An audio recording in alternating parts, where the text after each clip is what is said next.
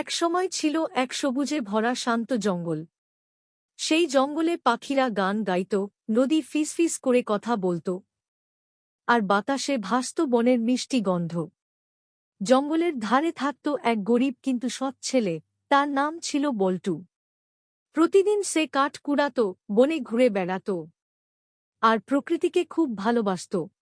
এক সন্ধ্যায় সূর্য যখন লাল হয়ে পাহাড়ের আড়ালে লুকোচ্ছিল, হঠাৎ বল্টু শুনতে পেল, ভয় পেজো না, আমি তোমার বন্ধু। চারদিকে তাকিয়েও কাউকে দেখা গেল না। হৃৎপিণ্ডটা একটু কেঁপে উঠল।